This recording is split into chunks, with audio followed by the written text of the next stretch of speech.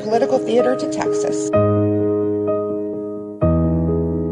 This is not about political theater. And it was more political theater than anything.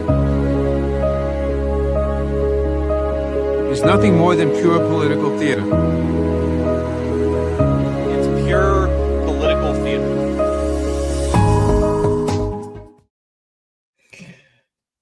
What up, everybody? Good evening, folks. Good evening, folks. It is I, your fave. I mean, I don't know any other way to say it. I mean, there's a lot of folks out here doing, this political stuff. Can y'all hear me? Just make sure y'all can hear me. Put a one in the chat if you can hear me. I'm testing out. My mic was doing some weird stuff last time, so I just got to make sure the mic is working and make sure you all hear me. All right. Happy Friday. Happy Friday. What up to Instagram? We love when you guys join us over here on YouTube, but if you want to stay on Instagram, that's totally your choice. It is Friday. It is Political Theater with Dr. T. And let me tell you something. This has been a rather theatrical week in the world of politics. I'm going to do my hair tomorrow. Y'all going to love me still? All right. I got a lot to get through today. I'm by myself. Dr. H is not here, but that's okay because it's my show. It's my show. So you don't even need to be here. So we got a couple of things we're going to talk about today. We're going to talk about the way that the GOP is freaking out about Zoran Mamdani. As you all know, he just won. He's the mayor-elect of New York City by, default becoming America's mayor. At least that's what they said when Rudy Giuliani was the mayor. So why not apply it to Zoran Mamdani? And they're mad. They're mad. We're gonna talk about that. We're gonna talk about Dr. Oz. Dr. Oz is on his bullshit. We're gonna talk about Erica Kirk a little bit. We're gonna get into some Pete Hegseth, some Affordable Care Act stuff. China doing some wild stuff, and Trump trying to be a dictator as usual. Before we get started, I just want to see who's here with us. Where are you checking in from the chat? I actually have a giveaway I'm going to do later on when there's more people in the chat. Oh, Dr. Hall says, but he's here. Okay. Well, shout out to Dr. Hall. Thank you for being here, my good friend. So I'm going to be doing a giveaway of some merch, but I'm going to wait until there's more people in the chat. So let's get to it. Let's see. So let's listen to Senator Tommy Tuberville real quick. Hold on, I'm gonna share my screen. As a reminder, you guys know I do this all by myself. No stage manager. It's just me and my computer. So don't expect a whole bunch of shit because I ain't got it. All right, hold on. Lost New York. It will be complete. We just saw what happened in New York. We lost New York. It will be completely Muslim in 3 or 4 years. That's what they want. They're going to have everything free there for them, and they're just going to spread throughout the country. We better wake up and smell the roses. We just saw what happened in New York. We lost New York. It will be completely Muslim in 3 or 4 years. That's what they want. They're going to have everything free there for them, and they're just going to spread throughout the country. We better wake up and smell the So, okay, guys, friends, aside from the obvious racism of this, the Islamophobia, the xenophobia, what is Tommy Tuberville do? Like, listen to me, there's some people who don't need to be in office, and yet their constituents continue to vote them in. And remember, last time we were talking about the importance of the local elections. The presidential elections, you all know how I feel about that, right? We can't even get, 75% of Americans, 70% of Americans to get out and vote. So whatever, but your local elections matter. And if you caught the video that I did, I remember I told you all that I'm kind of doing these shorter videos in between the lines. If you caught the video that, I did, I was talking about this young man, 24-year-old in Marietta, Georgia, who was running for mayor and lost by 87 votes. 87 votes. That's what it came down to, right? So these local elections really matter. And when you look at somebody like a Tommy Tuberville, what this tells us, he's still in office. What this tells us is that there are people that support the bullshit that he's on. They support this. They love this. They want to see this. He represents them.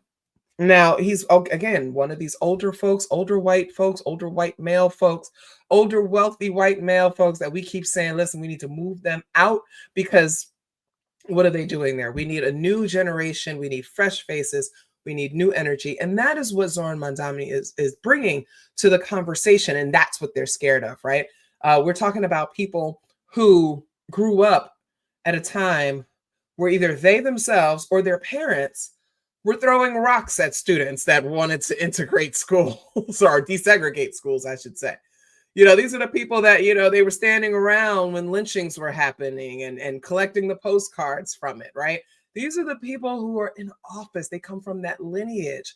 And at some point, we have to move them along. Okay, so that is, you know, just kind of representing that. And it's interesting because they have come up with the Mamdani Act. I'm going to show you guys. I like to go to the original documents. You know, I'm a researcher. I like to do that. Let's go. So this is a bill. Okay. This was proposed by Buddy Carter, a Republican from Georgia. Okay. So again, we are talking about one of the most historically racist states in the history of the country, right? Also, one of the 3 states that has the most Black people in it, right? I've told y'all before, I think Florida, Georgia, and Texas together, those 3 states have 1/3 of the Black population, okay, as residents. So Georgia is a big state. Georgia, some people are saying it's purple. I'm not 100% convinced. You know, Stacey Abrams brought a whole lot of energy, but I'm not 100% convinced that Georgia is purple. Has some blue areas, but them crackers down there are holding on to that racist legacy of enslavement, and they do not see Black people as anything other than indentured servants. They might have slightly moved beyond the chattel slavery. So here's the bill, right? And it says it's a bill to limit the provision of federal funding to New York City during any period that Zoran Mandani is mayor and for other purposes. I just want you all to kind of like, let me make this a little bit bigger so y'all can see. 1, be it enacted by the Senate and House of Representatives of the United States, blah, blah, blah. The act may be cited as the Moving American Money Distant from Anti-National Interest Act or the Mamdani Act. Chat, who came up with this? Who came up with this? Somebody actually sat there and thought about this and came up with this acronym. The Mamdani Act. Moving American Money Distant from Anti-Nationalist Interest Act. Okay. And it's saying during any period in which Zoran Mamdani is mayor of New York, New York, any unobligated federal funds available for New York, New York for any purpose are hereby rescinded. And no federal funds may be obligated or expended for any purpose to New York, New York. Chat.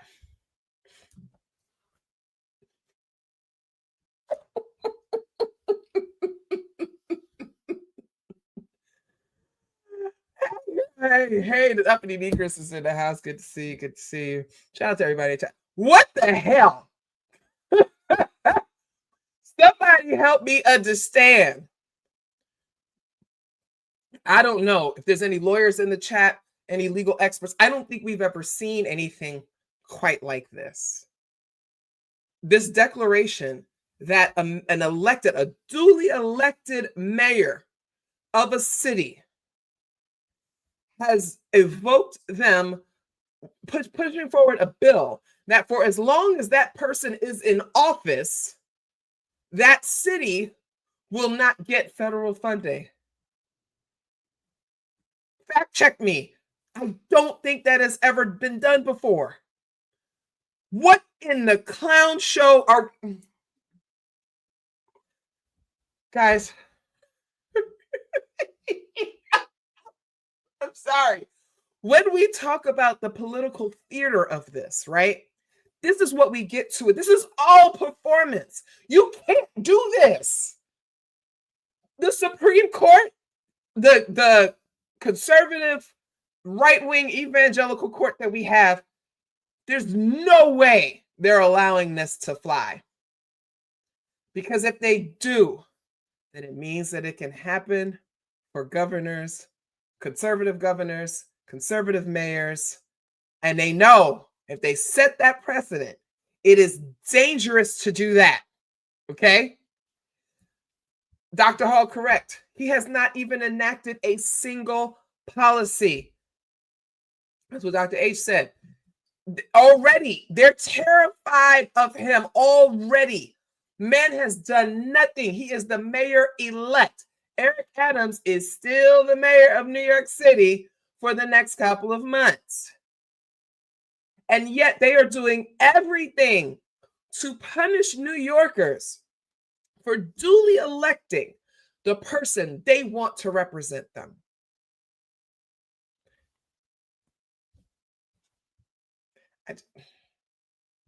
Man's name is Buddy Carter. Buddy Carter, Republican from Georgia. Again, another person whose constituents elected him into this position. All right. Let's slide on over to another person completely out of his mind. Dr. Oz, let's get back to what he's saying. Hold on. Dementia, all the things all right, let's people can sleep again because they can breathe as when they go to bed. Folks whose knees don't hurt, people who don't have heart attacks, renal failure, dementia, all the things we know are associated with obesity and much more. Okay. So, I don't know if y'all are aware. not Robert F. Kennedy, Dr. Oz, and both a bunch of charlatans. Dr. Oz basically is advocating for putting overweight Americans on Ozempic or, any similar weight loss drug. It's interesting because if you read dystopian novels, I don't know if you guys read the Uglies one. There's a lot of talk in dystopian novels about aesthetics, about kind of conforming people to particular images and things like this. And so it's really interesting that he wants to put people on this. And so what they're doing is they're trying to make it so that Medicaid lowers the cost. So it's like $150 a month per person. And that's fine. And people are going to be able to opt into it. And trust me, a lot of people will. A lot of people will take the weight loss drugs because they don't want to be fat, because this is still a fat phobic society. People are struggling. They're dealing with all kinds of issues, some of which are weight related, some of which are others. But mostly, we know good and goddamn well, it is aesthetic. It is about being accepted into society and, that kind of thing. As somebody who has been up and down in her weight her whole life, like literally going up 50, down 70, up, that whole thing. Trust me, I understand what it's like when people treat you differently based on how much weight you're carrying. So I get it. Please do not take this as me shaming anybody that uses Ozempic or anything like that. All right. Just got to make that clear, because I've had weight loss surgery. I think you do what you want to do. But it's the fact that they're trying to almost nationalize this, right? And so he was talking a whole lot about how by the midterms, Americans are going to have lost billions of pounds, not millions, billions of pounds. So how does America lose billions of pounds, right? America has about 370 million people living here. In order to get to a billion, right? And I think they were talking, I think he said something like 140 or 150 billion. Somebody in the chat fact check me. But how do we get 370 million people, many of which who are of average weight or slim, how do we get them to lose over 100 billion pounds? Weight loss is difficult. Trust me, I know. They're going to start putting people on it. I'm saying it here first, chat. Wait, hold on. You guys know what time it is. We haven't put on the tinfoil hat in a while. they're going to force this. They're going to make this kind of mandatory. And I think it's going to be something that's kind of like the way we mandate vaccinations. I think that if you go to the doctor and the doctor declares that you are obese, right? Probably not overweight, but obese, or, morbidly obese, they're probably going to mandate that you be put on one of these weight loss medications, whether pill form or injection. We already know that they're moving towards, the social currency, right? Like we saw it in Black Mirror. They're doing it in China. Kind of each person gets assigned a certain like social currency or whatever. Trust and believe we're moving towards that in some ways. And so each of us is going to be assessed our value based on things like aesthetic, education, contributions to society, ability, disability, race, gender, etc. Okay. Trust and believe they're moving towards something related to that. And they're going to be trying to force us to take this damn Ozempic, even though we have no long-term studies that show long-term effects of Ozempic, because this is a new drug, right? Same thing when they came out with the vertical sleeve gastrectomy. I had the VSG. I was actually one of the earliest people to get one back in 2011, because it took a while for them to approve it, right? I want to see longitudinal studies. I want to see 10-year studies, because if I had seen a 10-year study about the VSG, then I would have learned that, one, if you get a VSG, you're going to gain all the weight back, probably after about 5 years. 2, you're going to have gallbladder issues. Everybody knows that I just had my gallbladder removed, but I had the stone issue like many years ago, right? It just got to this point. And you're probably going to have, other issues. You're going to lose all your hair. Not all your hair. You're going to lose a lot of hair. It's going to be a lot of things. You need to be able to see these longitudinal studies. You need to see them spread out over time so that people can make decisions. Everybody's jumping on the Ozempic, train, and the Wegovy train, whatever it is. We don't have enough time, in my opinion. That's just me. It hasn't been out long enough for us to be able to say, yes, this is safe for everybody. Everybody go do it, okay? Real quick, if you joined on Instagram, we are definitely over here on YouTube. You can come and join us on YouTube.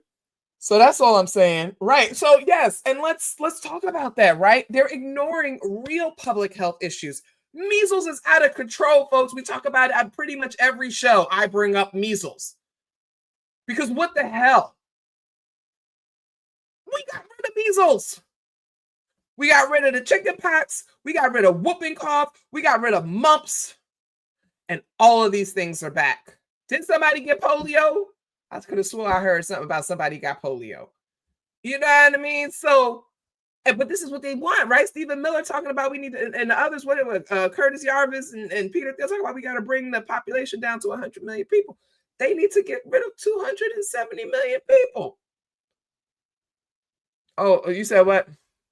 Well, yeah, when it came out, people were getting seizures, right? Bupropion. And I remember this because I remember the early stages of bupropion because I was a certified alcohol substance abuse counselor. And this one came in like, this is the new wave. Let's move the people off of methadone and things like that. Let's put them on this. And it was like, hold on, slow down. Let's see what the long-term effects are. But in a fat-phobic society, right? A fat-phobic society, people are going to do whatever they can to lose weight. If you notice, if y'all look on the red carpet, it's about to be award seasons, right? Pay attention to award season. Tell me how many fat people you see on the red carpet. And then look at the people that they used to be fat, that ain't fat no more. Or look at the people that used to be regular size that are looking like they're knocking on death's door because they're so skinny. No offense to people that are naturally skinny, you can't help it, whatever, but you know what the hell I'm talking about. And they're pushing this on us. Let me get the chat on here. I feel like, let's add the chat. Let's see. Hold on, y'all. Let's put the comments on there. I'm going to show the comments so I can just read them right here on the stage. I appreciate the conversation, y'all. Thank you so much. I really do appreciate when y'all are having the conversation. Uppity Nigger said, I would take it if it was not as effective for my diabetes and wouldn't recommend it for shits and giggles. Right. And so like there's people that have been prescribed it because they have diabetes or, type 2 diabetes, all these different things, right? They have other health issues, things like that. One thing they said is that it's helping people with alcohol addiction. So you know what? Again, I'm all for it. I want this stuff to be out here. I want you to test it. I want you to study it or whatever. Don't take me as an anti-vaxxer because I really am. Get the shot. Get the shot. Get the jab. Stop playing with the herd immunity. Stop playing with the community public health. But we're talking about something that's like personal, right? This you taking, the jab of Ozempic is not affecting anybody else. So you just want to learn some more. But we have to always question when they start pushing this shit. So now all of a sudden they're saying that Medicaid is going to subsidize it so that everybody can get it for $150 a month. And then Trump was name dropping companies that make it. Did we not learn anything from what just happened with Kenvue? They go on the screen and they say, oh, Tylenol the brand. Again, let's pay attention. They did not say acetaminophen. They were because Trump couldn't pronounce it, couldn't read it, right? They said Tylenol. That brand is owned by Kenvue. I said, well, what did the people at Kenvue do? It wasn't about what the people at Kenvue did. It's about the fact that the people at Kimberly-Clark wanted to buy it. Somebody told me that the people that own Kimberly-Clark also own BlackRock. And I was like, I didn't look into it. Somebody in the chat fact check me. I got the tinfoil hat on. Matter of fact, let's get the allegedly banner on because I don't want nobody suing me. But if that's the truth, and we know what BlackRock is doing. So if that's the truth, y'all, we are fucked. It's a wrap. It's Rap City. Okay? So somebody said they put you on there for sleep apnea. Yes, people have been prescribed it for like other medical issues, not necessarily just about the vanity of weight loss, but because you're heavy and it's having, other concerns or whatever. One of the things, because I had two things happen in the last year. A few things happened, but two major things that happened in the last year that caused me to put on about 50 pounds was perimenopause and these hormonal changes. And then I quit smoking. Anybody who's ever quit smoking knows that, what ends up happening with that. It's not easy, but you know what I did? I got on that vibrating plate. Y'all chat, I've been using the vibrating plate for the last 2 weeks. That lower back pain that I was having, I ain't feeling it no more. The pains that I've been having in my knees, I'm telling you, just after 2 weeks on that vibrating plate, I'm telling you, my knees don't feel as burdened. And y'all know I'm bottom heavy. Like you see me up in the top of wearing a big shirt, but you see I'm small up top. Y'all know I'm bottom heavy. I've got hips and ass. And then my back pain. So you can't walk around with a wagon. You're walking around with junk in your trunk. And it's not easy. Okay. I done had a big ass my whole life. But that vibrating plate, I've been on it 20 minutes a day, 10 minutes in the morning, 10 minutes in the evening. Just shaking it up. And guess what? I don't have as much back pain. Now, I'm still breathing like a donkey when I'm walking up the stairs, and that ain't right. So I'm working on it. I've been exercising. I've been going to the gym. All right. Yeah, get one. They said to talk about the lymphatic drainage. I don't know much about that. They said to do it. I don't really know much about that. I just know that. All right, let's keep going. Political stuff. Friday, sometimes we have a little more fun on Fridays. If you're new to the show, sometimes we talk about some other things on the show. All right, so let's get into Erica Kirk. Oh, God. This lady. I'm going to keep this on because we got some things to say. I'm going to keep this one right here. Right here. We're going to keep it on. I got to put allegedly because they're going to try to kick me off. Hold on. I will make sure that I don't stay silent. I'll keep speaking the truth. Not a tear in sight. No matter the cost. Not a tear in sight. No matter the cost. And I will make sure. Watch it again. That I don't stay silent. I'll keep speaking the truth. No matter the cost.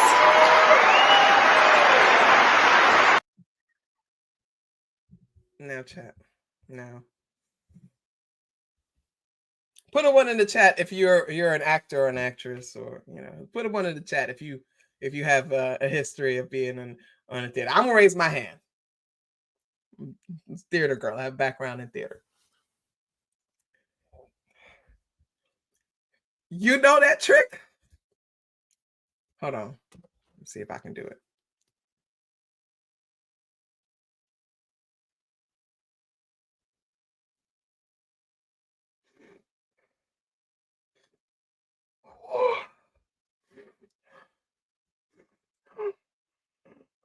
You can't see it, but it's wet. You can see the glass in my eye, right? It's an old acting trick. You put paper in your eye to trigger the tearing. Okay. It's not. Come on, guys. Like, if you know, you know.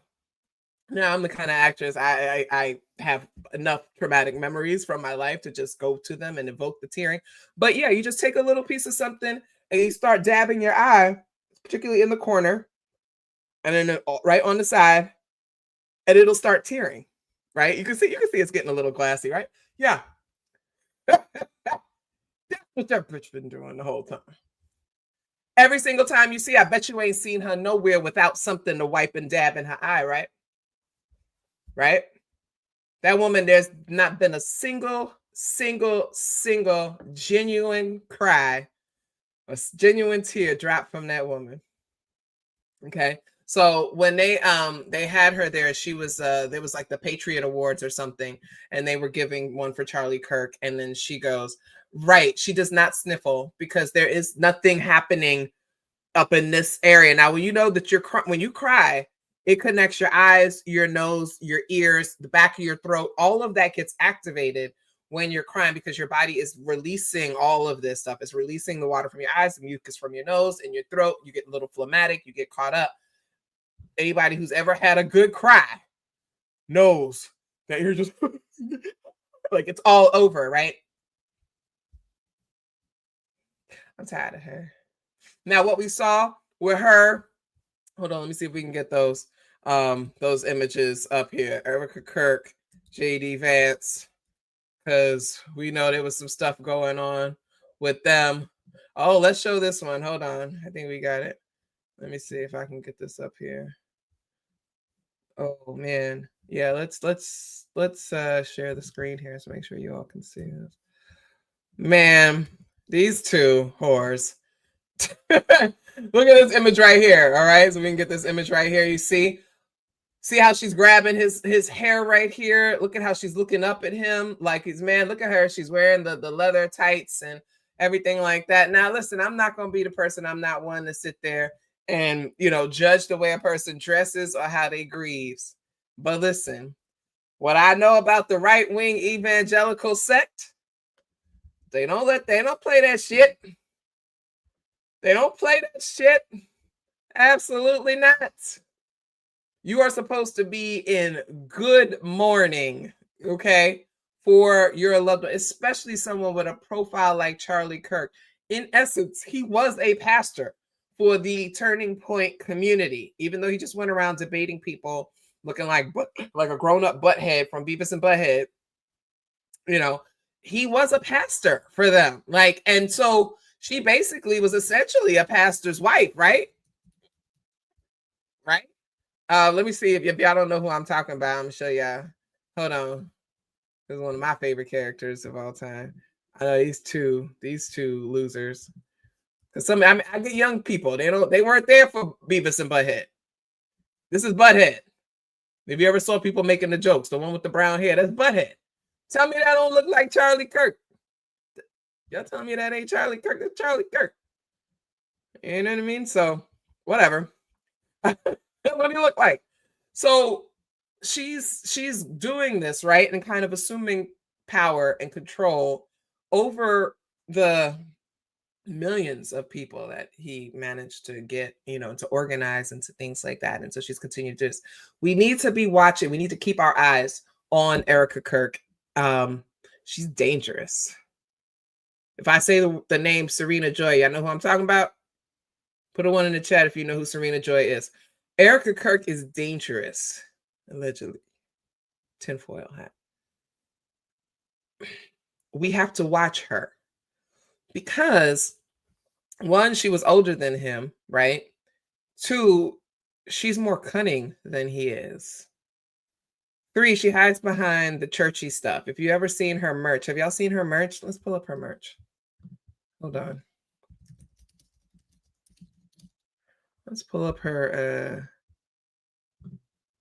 Let's pull this up. Let's see. Can y'all see this? Hold on. Let me put it back to the stage. Hold on. Proclaim 365. Okay. Our mission in Proclaim is to spread the gospel throughout a culture in desperate need of spiritual and sustainable transformation. We are driven to bring good news to the poor, to proclaim liberty to the captives, and to give them a garment of praise instead of a faint spirit. Isaiah 61:1. We believe in a perfect and sovereign grace God has shown us by sending his son as the ultimate payment for the debt of our sin. We strive to leave an impact on hope wherever we go, especially as we build, empower, and ignite the Bible in 365, family on a quest to share the gospel far and wide. We obediently seek to live a life worthy of the calling. Chat, I just want to make it very clear, this is all complete bullshit. You do not dress like a harlot. She dressed like a harlot, wearing them tight leather pants. That is not the kind of clothing that a Christian woman should wear. And I know some of you Christians that may be watching this will get upset. Shut up. I know the religion better than you do. I was born and raised in it. I know that book from front to back. Christian women are not supposed to dress like that. Absolutely not supposed to dress like that. First of all, you mixing materials. Second of all, that what the Muslim women wear as hijab is what Christian women are supposed to wear. That's why the Catholic nuns wear hijab. Okay? They call it a habit. It is hijab. That is how Christian women are supposed to dress according to the text. Y'all don't, because you're whores. All right, so let's keep going through this. Purpose-driven, all this stuff. What is this? What is this, folks? Knees showing, all this jewelry, the fake nails, all of this stuff, all of this vanity directly goes against the text. Why are you offering your body up for the world to see it in such a way? That is supposed to be for your husband, the text says. Okay? Out here dressing like a whore. Listen, you all don't want to hear this, but you know I'm not lying. You know I'm not lying. You ain't supposed to be dressing like this. You ain't supposed to be doing this, right? All right, so let's see what they got. Let's shop. What are the classics? 1776, okay? I hope everybody saw that on the front. It says 1776. Whenever you see 1776 on anything that these white people do that is a racist dog whistle, that is them hearkening to 1776, the time of when they believed the Confederacy was in control and when the nation was what it was supposed to be without Black people having rights and without Mexicans, being allowed to exist in the land that was once theirs. And when they had gotten rid of most of the Native Americans, they want to go back to 1776. That is a racist dog whistle. So the fact that this is prominent in their clothing lets you know what it is, okay? All these white figures, we know good and goddamn well, if Jesus existed, if those disciples existed, that they did not look like this. This one says, they said Noah was a conspiracy theorist. Noah was not a white bearded man. This is all nonsense. But again, I just want you to see what the propaganda is. Look at this woman showing off her ass, wearing a thing that says 2 Corinthians 12:9-10, but showing her ass and wearing these booty shorts, damn near booty shorts. Okay, Christian women are not supposed to dress like this. I'm sorry, it's the truth. You don't want to hear it, but it's the truth. Okay, so this is what she's been selling. It says sold out. This is her and Charlie, her and Butthead looking like this. She used him definitely to push her merch. Okay, put him in the pictures and stuff like that. Kind of forced him into this, and that's how she was able to sell a lot, because she definitely rode her husband's coattails. Okay, and so we gotta see this for what it is. We got to see this for what it is. All of that whole story is all vanity. And that's a deadly sin, right? You're not supposed to do that. And I often talk to Christians about this because I'm no longer a Christian because there ain't no way I was gonna do this shit. See, the thing is, I don't do nothing half-ass. You know anything about Dr. Taylor? At the Aries that I am, I don't do anything half-ass. And so adhering to a religion half-ass is not what I'm going to do. That's why I've not been initiated in Ifa or any other tradition, because I don't want to do things half-ass. But a lot of people walking around say, well, all I got to do is believe in Jesus. And no, actually, it is not all you got to do. The text tells you exactly how you're supposed to live. Erica Kirk is not living that way. All right, let's move on. We got other stuff to talk about. Did y'all know that Sam Altman, now who knows who Sam Altman, and all for the chat when I asked you if you know who Serena Joy is, for those of you that don't know who Serena Joy is, she is a character from The Handmaid's Tale. She is a white woman who pushed this agenda to force people into being breed mares and to reproduce, because apparently we moved into this dystopian society where it was difficult for people to reproduce, and so they were forcing people to reproduce. And go read The Handmaid's Tale. Okay. Let's see. What we got right here. Okay, so I want to show you all of this. Y'all know who Sam Altman is? You should. If you don't know, that's on you. I don't know what to do here. All right, hold on. Conference many years ago that you probably were at. Oh, sorry. I'm sorry, go ahead. Will you help? Can you take him off the stage?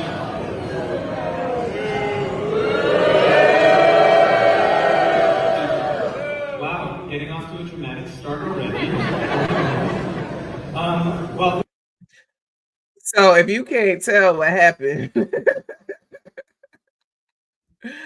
Sam Altman, okay, the CEO of OpenAI, which is currently begging the government for welfare support, was subpoenaed while he was in the middle of a conference.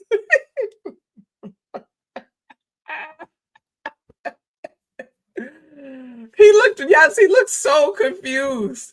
He looked so confused. But I just love seeing white men get served up like that. But, you know, Sam Altman is very much, who was the guy from Napster? What was his name? I'm blanking right now. Completely ruining society, right? Napster completely ruined society. We know it did. Napster destroyed music, right? And that's why music is terrible today, because Napster, right? And so OpenAI, ChatGPT, whatever, is destroying our society, and much more rapidly with more harsh results than Napster. But, you know, he's actually pure evil. He's walking around pure evil. Dr. Hall said, man stole the whole of human creation to make his world, killing AI software. Yeah. No, listen, when Napster came out, I was there, because I'm older than a lot of you. I was there.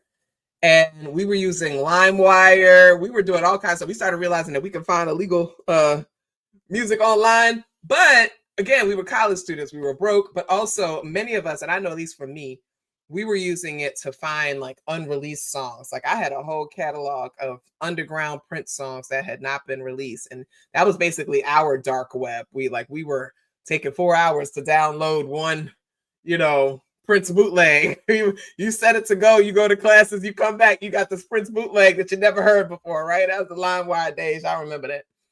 But no, he's destroying society. ChatGPT is completely eroding society. If you follow me on Threads and you saw what I was talking a lot about it today, because it's just really frustrating as I'm like trying to find the elusive tenure track position. I have been teaching as an adjunct professor, and it is really like mind numbing in many ways to like, you know, have to read this shit. Like, and I don't understand, as somebody who has always had a strong intellectual curiosity, as somebody who has always, you know, loved learning, loved reading, like invigorated by the process, I just cannot wrap my head around people paying tens of thousands of dollars a year to go to a college or university and not learn anything intentionally.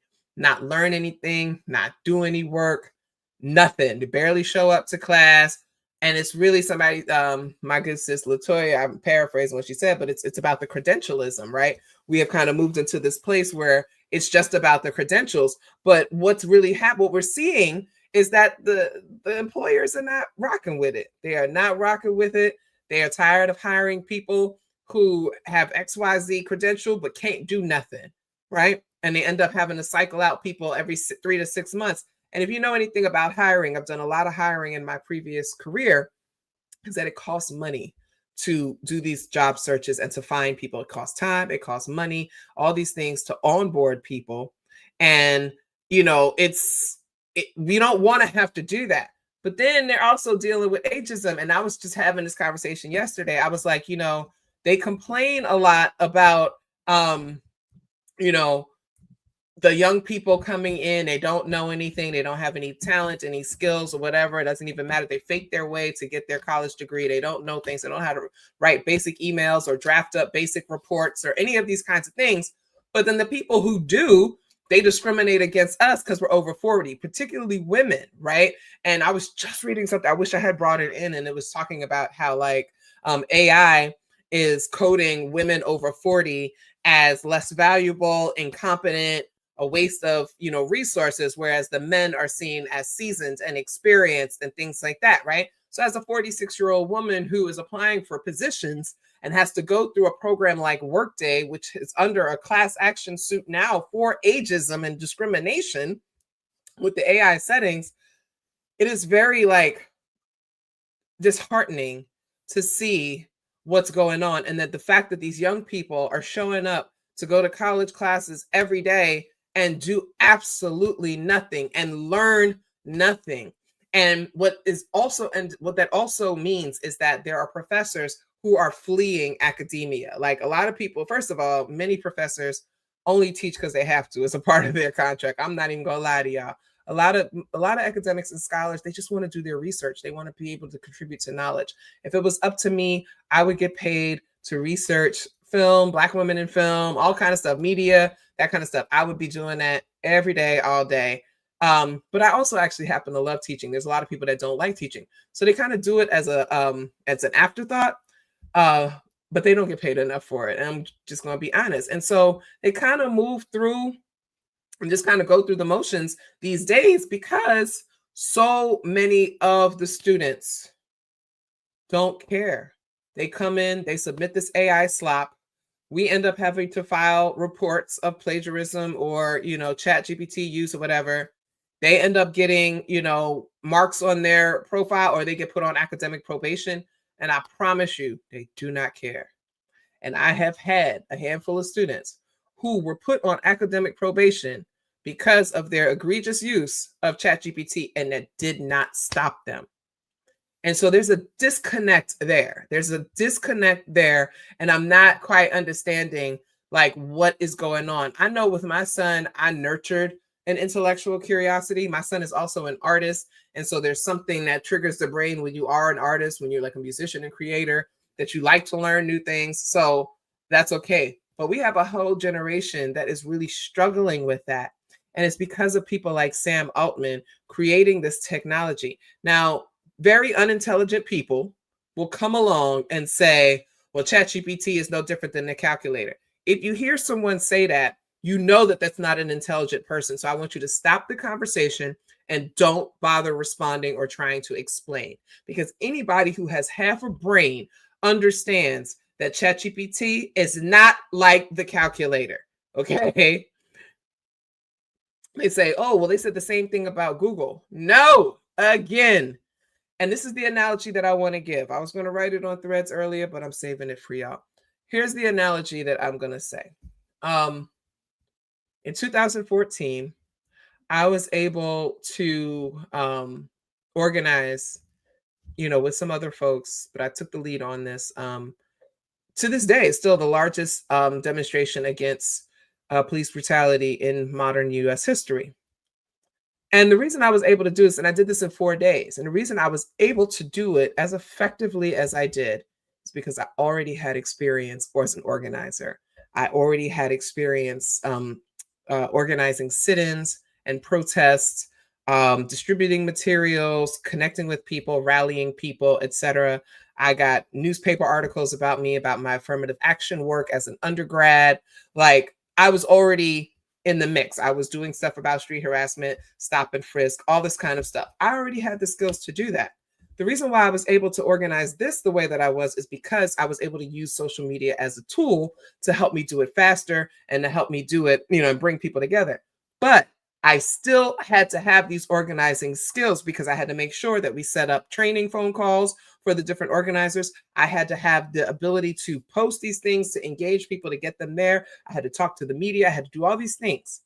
So social media became a tool to enhance a skill I already had, right? The problem with ChatGPT right now for this younger generation is that they don't have the skills. They don't have the research skills. They don't have the writing skills. They can't read. What is this doing? It's very different when someone like me, for example, if I were to be working on an academic paper and I plug into ChatGPT that I'm looking for resources specifically related to XYZ, and I need you to pull some quotations from it, that's a little bit further along than just using a Google Scholar search and things like that. It can help. But I'm still got to go back and check the links and the resources that they're actually pulling out and the quotations. I got to make sure that they're legitimate. And I have to have the skills to know how to find that article to be able to do that. You understand what I'm saying? These young people can't read. They're not reading whole books. They don't know how to get from page 1 of a book to page 403. They can't get past page 25. I assign articles, journal articles, academic articles that are not even 15 pages long. They can't even get through those. So they'll plug it into ChatGPT, tell ChatGPT, well, what does this say? Tell me what the main points are.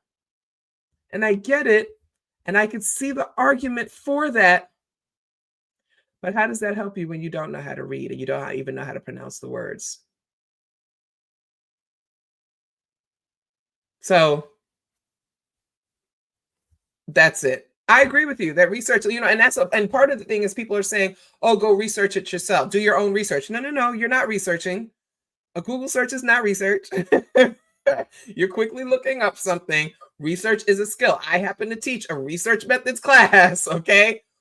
You guys don't know half of what goes on into real research. And that's how we know that you're not capable of doing your own research, okay? Because you don't even know how to remove the AI, results from your thing. But let's move on. Let's watch this. Let's watch people be stupid. Let's laugh at people being stupid, because why not? That's what we do on this show.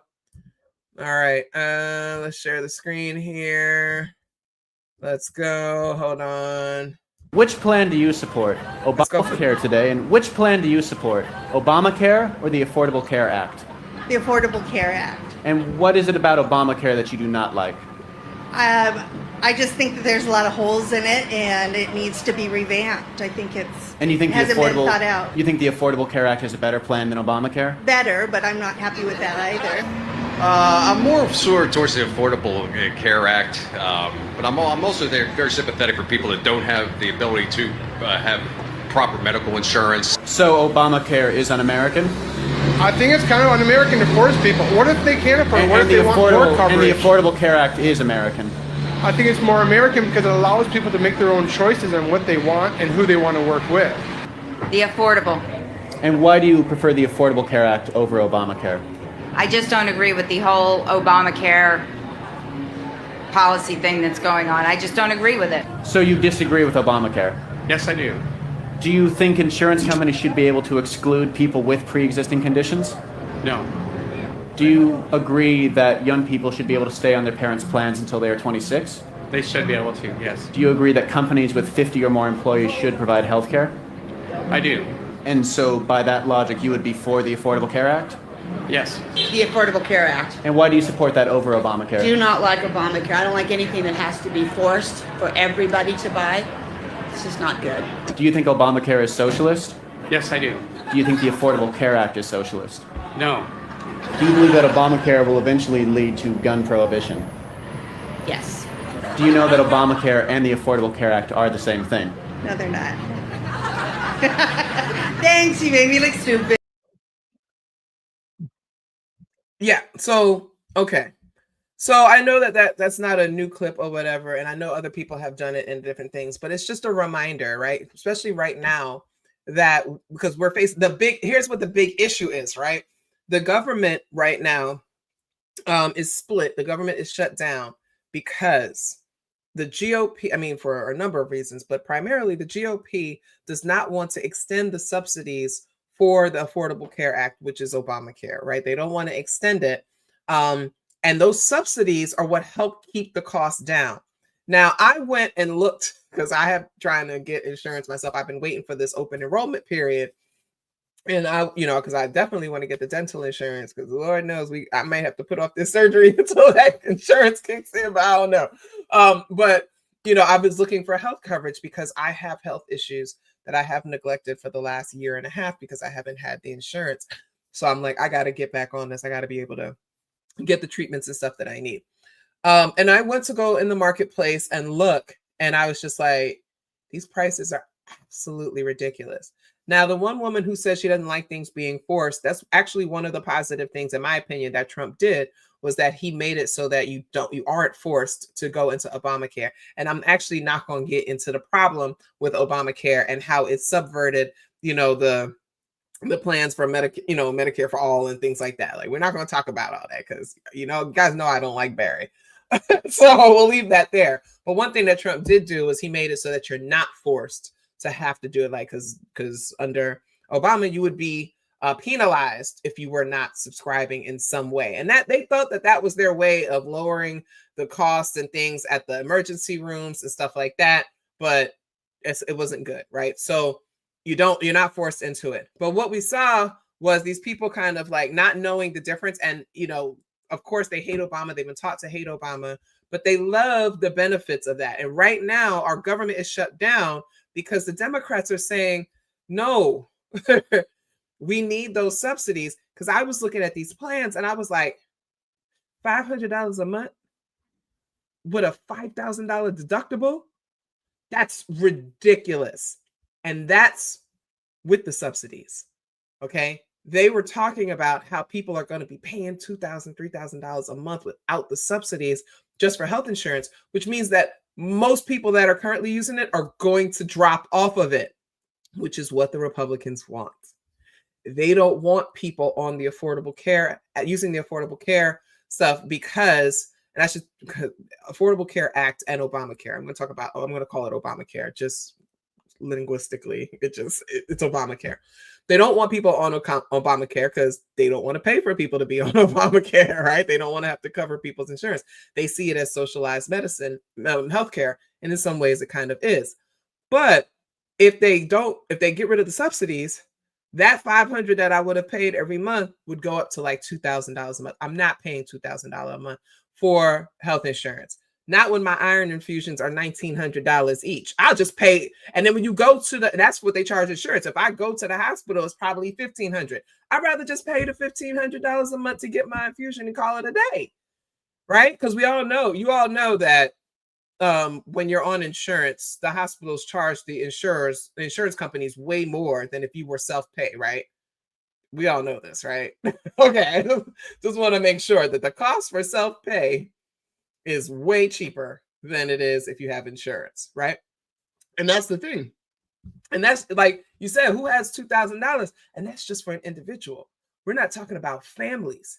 So the Democrats are actually fighting and holding off. They're holding the line. Like people have been saying, hold the line, hold the line. But now Chuck Schumer is talking about, some compromise and shit. And no, we ain't compromising nothing, Chucky. Okay? Hold the line. And so what the GOP has been doing, they were trying to leverage SNAP, and they were trying to hold people's food money so that they would starve people, so that the people would then go to their elected Democratic officials and push them, to end the shutdown. What they didn't expect was that, one, the mutual aid was going to kick in the way it did.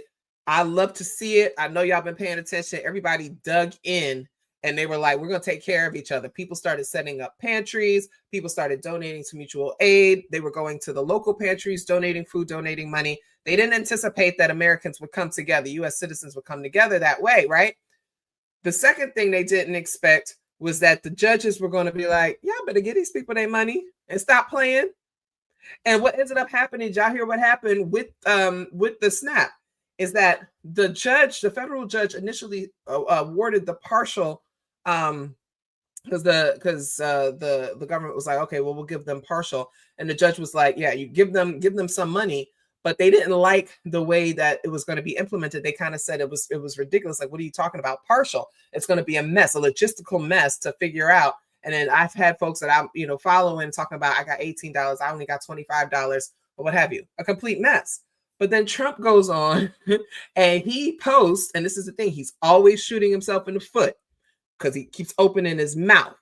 He goes and says something about how they're not going to give people SNAP until the Democrats come around. And so the judge came back and said, oh, that sounds like retaliatory, withholding, give them all their money. And so now that's a big win for the Democrats, because now the GOP is not holding the food money hostage. So now people should be getting, some people should be starting to get their stuff today. And it should be trickling in over the next week. People will be getting their SNAP benefits. Problem solved. So now the Democrats, they have all the cards. But here come Chucky talking about, well, we might be able to compromise, and we might be able to, and all that shit. All right, whatever. So let's move on. I know you all heard that Nancy Pelosi retired. Never liked her. Neoliberal shill and piece of shit. But I just want you all to hear this. Retirement. Thank you, press. Nancy Pelosi. Nancy Pelosi's retirement. I think she's an evil woman. I'm glad she's retiring. I think she did the country a great service by retiring. I think she was a tremendous liability for the country.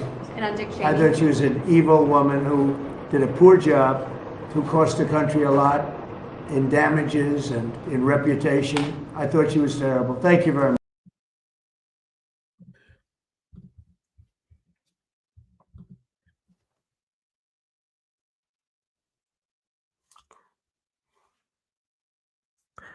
He's not wrong.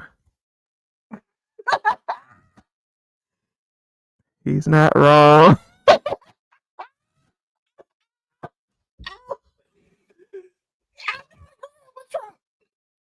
I'm not agreeing with Trump, but a broken clock is right twice a day, at least in Western clock time.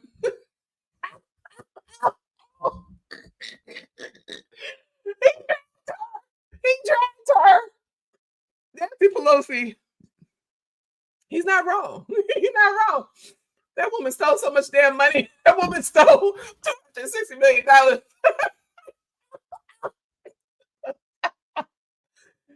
That woman's insider trading would make Martha Stewart blush.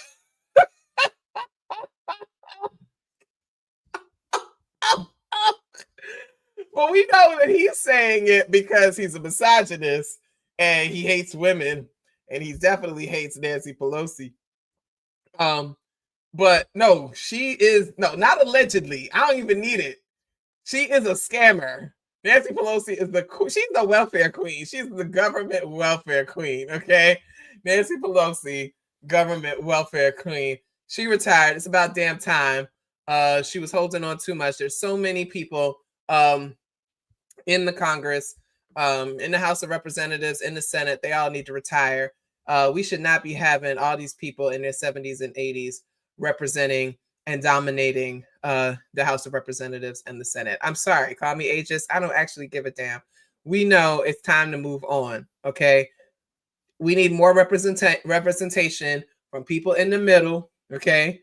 That 35 to 60 range is just fine, okay? We need some more of those folks. We need the people that are old enough to have lived a little bit with experience, education, development of talents and skills. And then we need people young enough that they know what's happening in the room that they're in, right? That they're not like passing out as Trump did when he was sleeping. But anyway, Trump was also trying to be a dictator, and I just want you all to hear this real quick because we have to. I want you to listen closely to this. That's why I want you to do this. Hold on one second.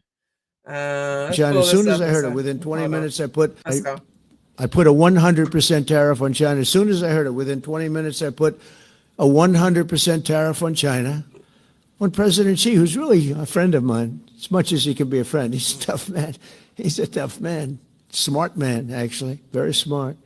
The press doesn't like it when I call him very smart. You know, they think I'm not supposed to call him smart. But he leads 1.4 billion people without question. In fact, during the meeting, we were there. A couple of you were there, and some of you saw it.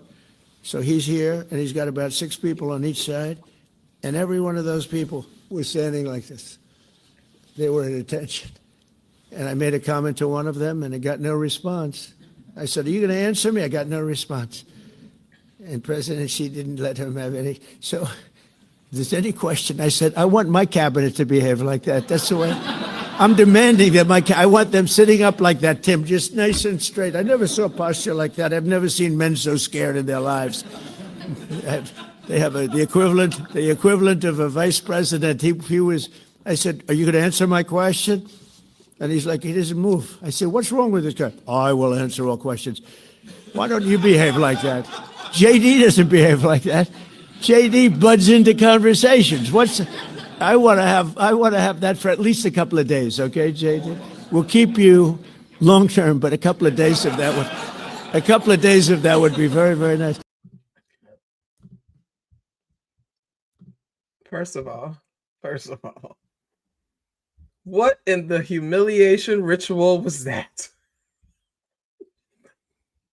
JD Vance, who once called this man America's Hitler, was sitting there as his boss told him, "I wish you would shut the fuck up sometimes." Never getting monetized. He said, "I wish you would shut the fuck up." Just a few days, you talk.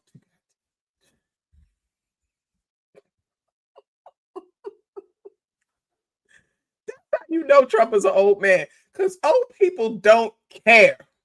Old people will tell you to shut your mouth and stop talking. Stop cutting me off, because I got something to say. He sat there in front of all those cameras.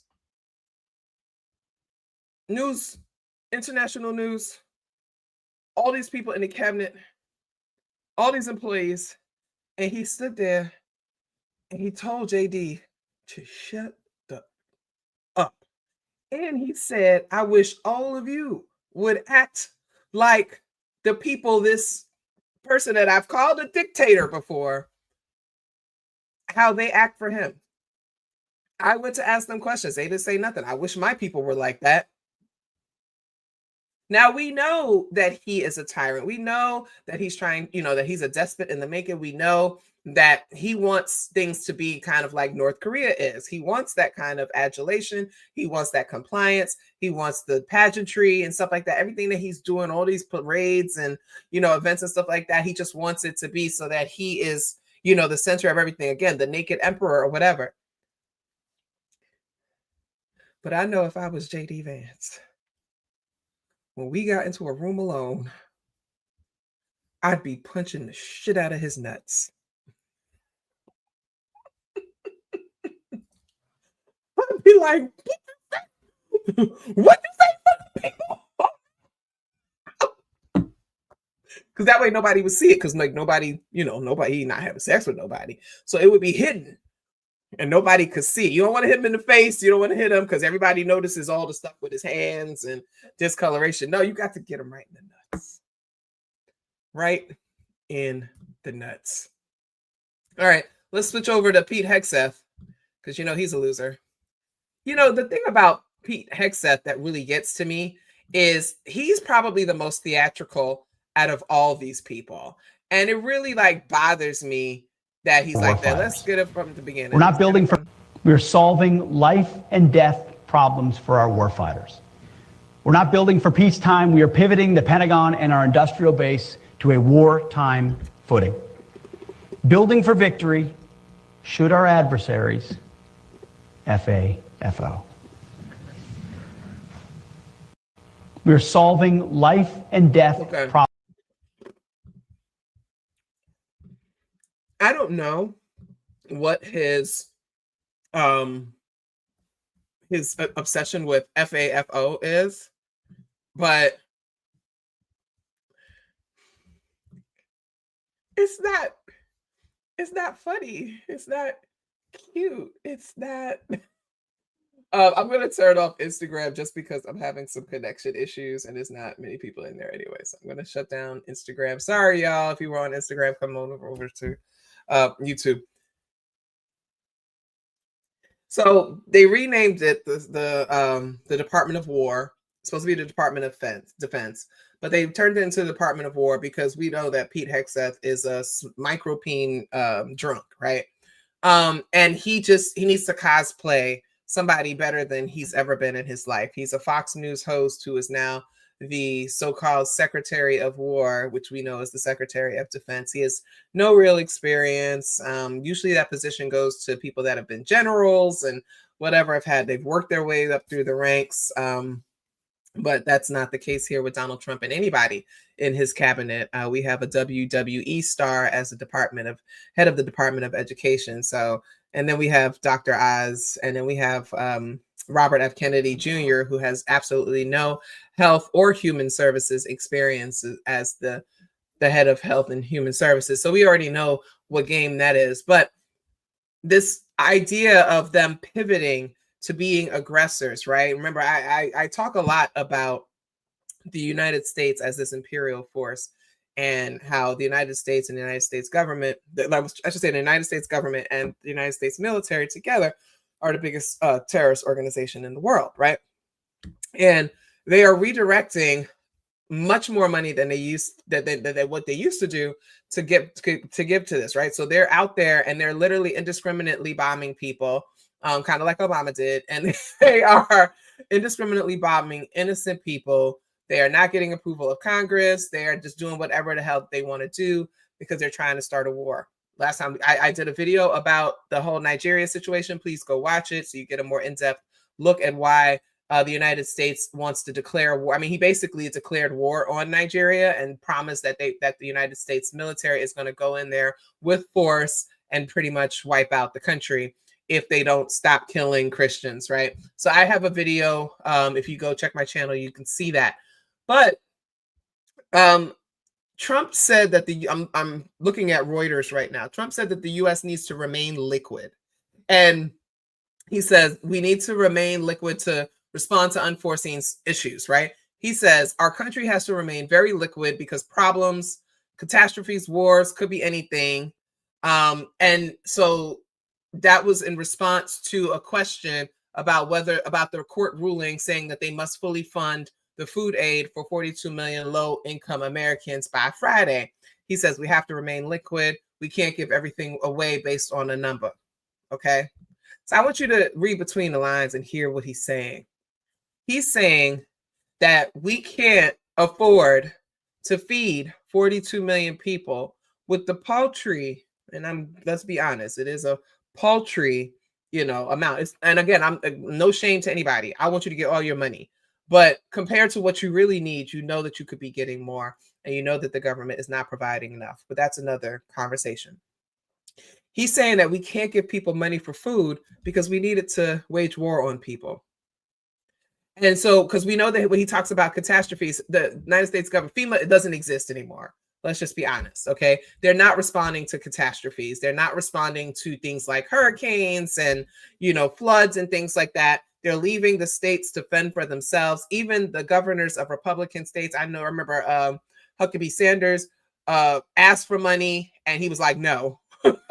And she's been one of his staunch supporters. So they're not giving the states federal funding to help with disasters and catastrophes and things like that. So all this money is going towards war, okay?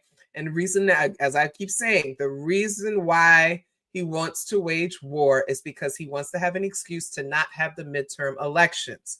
He already said in a conversation with Zelensky that if you had a war, so you push back the elections, maybe I can do that. So he already revealed his hand.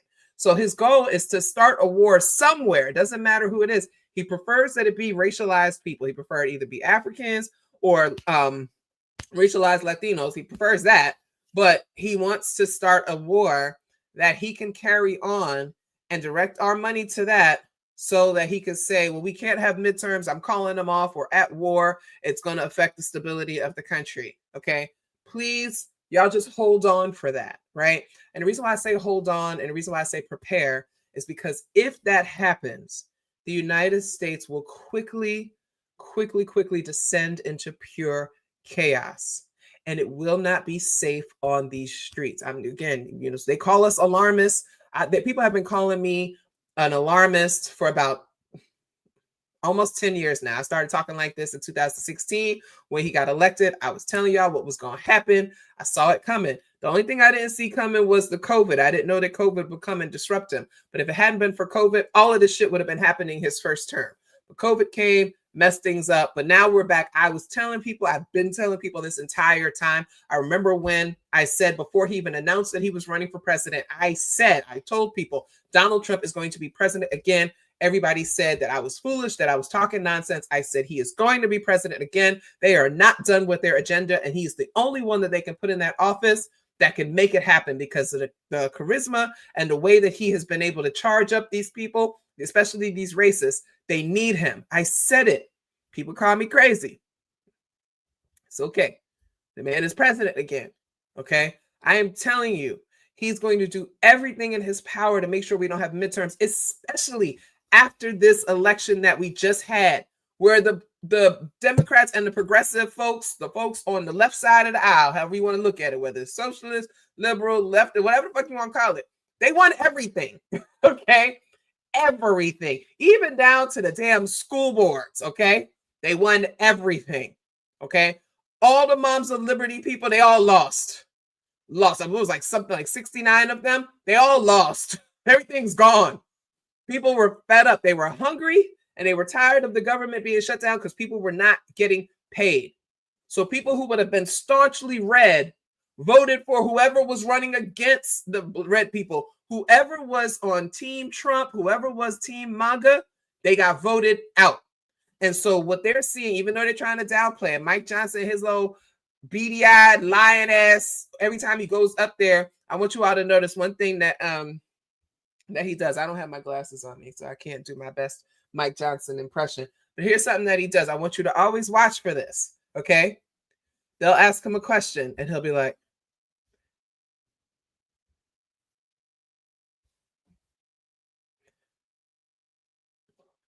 that eyes closed, that's a lying Christian man, okay? That's the number one way you could tell a person of faith is lying. They close their eyes because they don't want to face it. They don't want to see it. They feel like by closing their eyes and kind of putting their head down a little bit, it's not the same as lying straight to God. Ask me how I know. Grew up in the church. I know what they do. You got to watch him every time he gets on these, because he's been doing these pressers every day. You got to watch him and he'll have a little laugh. That he's lying. He knows he is lying. Okay? Everything that comes out of his mouth is a serpentine lie. Okay? So watch him. He's full of it. It's like having been someone who's been in an abusive relationship where I was consistently gaslit, is very difficult for me to watch Mike Johnson without being triggered in some ways, because the fact that he stands there with such confidence and lies through his teeth every single day,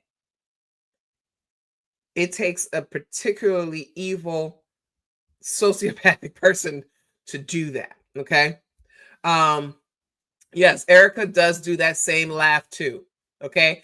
And hers, with her batting the eye, it's the same kind of, I'm gonna close my eye to this lie that I'm telling. It's all the same. Remember, we started this show because I was analyzing people's body language and stuff like that. So I always kind of bring that back. Notice what they do with that. Okay. Trump doesn't do it. You know why Trump doesn't do it? Trump actually believes the shit that he says. They lied to Trump and they convinced him that things are real. So that when he comes and he says them, he actually believes what he's saying. That's why he doesn't give many indicators of lying. Okay. I don't know if y'all ever noticed that. So, you know, that's what I have for today. I appreciate you all for hanging out with me on a Friday night. I'm probably gonna go and do some self-care, probably play my video games a bit. I've been watching Lucifer. I'm in season 5 of Lucifer, the show. And I've been enjoying it. It's been a really good watch. If you all have any recommendations for other shows that are similar to that I could watch, I will gladly take them. If you're new to my channel, please subscribe. We're trying to get to 5,000 subscribers. If you didn't hit the like button, hit this like button real quick. You want to drop a tip, I appreciate it. And finally, I am giving away some merch, and I have it right here. It is the Antifa Inc. shirt, okay? And it's in the package, so I'm letting you know. And it's the Antifa Inc. shirt. It says, "We meet on Sundays," okay? And we have snacks. And so if you like this shirt, this is the XL. It kind of fits. It's like a men's XL, so it kind of fits like a 2X on a smaller body. But it's a nice loose shirt. If you want this, okay, here's what you need to do. You need to make sure that you're subscribed to this channel, and I want you to share this, share my YouTube channel on Threads, on Instagram, tag me in it. I'll choose one person at random, and when I hit you up, you can then just send me your address and I will ship it to you probably Monday or Tuesday. So go on Threads, go on Facebook. You can tag my Facebook page as well. You can go on Instagram, let people know that I'm here, that they should subscribe, but you got to make sure that you are also subscribed. And so I will be checking that. And so I will be sending out a free shirt, free merch for you. Also, before I go, we do have new merch. And so I just want to show you all the new merch real quick. We had a drop 2 days ago. I don't know. I'm really bad at like promoting my own shit. I'm good at other people's stuff. But we got a new one, folks. Transgender for everyone, everybody. Okay. Hold on. What am I doing? I'm going to go back. Oh, crap. What did I do here? I don't even know how to use my own website. Quick view. Here we go. Am I able to do this? Yeah, we got the different colors here. Let me go back. I have no idea what I'm doing here, folks. I don't even know how to use my own website. But anyway, transgender for everyone. We got a lot of sales the first day. Very excited about it. The president keeps saying, and everybody keeps saying that, oh, the liberals, they want transgender for everyone. And I said, don't threaten us with a good time. So we've got some from that. And you guys know that somebody, I keep having people say, oh, you should charge much more. I'm not like that, folks. I don't know how to tell you all. I'm not like that. This is helpful to me. When I keep the prices low, you get more people buying it, right? I want people to have this stuff. I want you to be able to have this stuff. I make this stuff with intention, right? I think about this stuff. I am a creator. I'm not using AI for any of this. I actually sit there on Canva and work through these things and design these things myself. I come up with the ideas. So we're here and I'm selling the transgender for everyone. And again, if you guys go through and you see other products on other things, like here we have the racerback joints, right? But I didn't make one for the transgender all along. I made this one with the tank top. If you want one of these things that you see, if you want them on a different product, just hit me up. I'll make it for you. Just say, hey, can you do this on this? I'll make it. It don't cost me nothing to make it. So I'll make it and you'll have it, right? So if you look, this is the shirt that I'm giving away, the Antifa Inc. All right. This is the one I'm giving away, the short sleeve shirt. So if you go out there, you tag me, you spread the word about this. We're trying to get to 5,000 followers. Let people know that we're trying to get to 5,000 followers. Again, you could go through, see all the kind of stuff that I have. In the next couple of weeks, I will be dropping the more for the wall, I keep saying wallpaper. I don't know why I keep saying wallpaper. The wrapping paper. Wrapping paper is going to be big. Okay, for those of you that are making handmade gifts for Kwanzaa, I'm going to have Kwanzaa wrapping paper. For those of you that are exchanging holiday gifts, we're trying to minimize the consumerism. So again, I keep the prices lower. I don't want you spending a whole lot of money on this stuff. I don't, but I want you to have it. I got to keep a roof over my head. And it's a great way to support what I'm doing here, right? So, and it's good stuff. I like wearing my own stuff. I was walking around with my Dead Men Don't, tote bag today and got a lot of questions about it. A couple of people said, where can I buy it? So I like my own merch. I use my own stuff. but I want you to spread the word. I want you to, to get out there. Yes, there's definitely stickers. We have the stickers. I know I'm not hustling nobody. I ain't scamming nobody. We got stickers. So we'll be having more. I'm going to be dropping a couple of new designs in the next week or so. So get that wrapping paper, get your little gifts, get somebody a little AirPod case holder, get a little thing like that. You don't have to go out of your way. The stickers are $4. Stickers are $4. Like, you can give people, we got the set of pins for $15. Like, if you know somebody that likes putting pins and stuff on their thing, we got it. So if you see something, is the bonnet available? We're still working on the bonnet. The bonnet I definitely want to have for the holidays. That I'm trying to source a good place. They don't have them where I make this stuff. They don't have the bonnets, but I did find a place, and I'm trying to source it and make sure that it's decent quality. So I want to order it first, and I want to make sure that it's decent quality for folks before I advertise and sell the bonnets. And once we get the bonnets, the hair bonnets, and we'll try to see if I can do the do-rags as well, we're going to have those, and those are also going to be available on the shop. So look out for that. Thank you again. I love you all so very much. I love you with the love of liberation. I love you with the love of freedom. I love you with the love of community. We are all we got. We are in this together. We're going to hold on together. Make sure you share this to somebody that needs this. And I will see you all next week.